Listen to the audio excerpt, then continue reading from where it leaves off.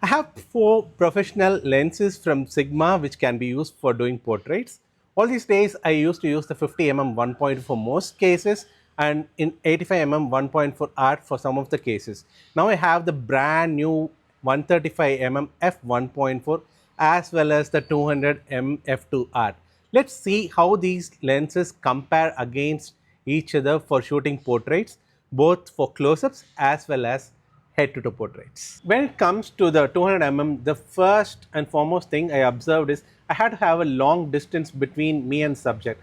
So this may not be comfortable where the spaces is small, but when it came to the background compression, it had the highest compression. Like though the subject had 14 feet of distance from the background, it was almost like very close to the subject. It had that kind of compression and the angle of view was so narrow.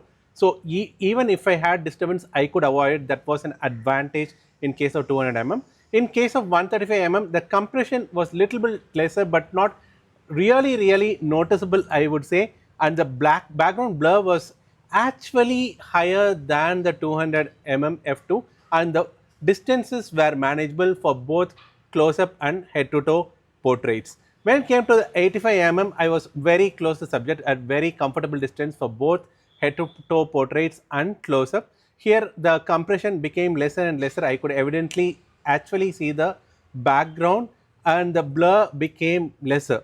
When it came to the 50, though it was a 1.2, I think the black background blur was the least in 51.2, and the distance between the subject and the background could be felt that the compression was actually normal. It's called a normal lens. It's the same perspective of a human eye.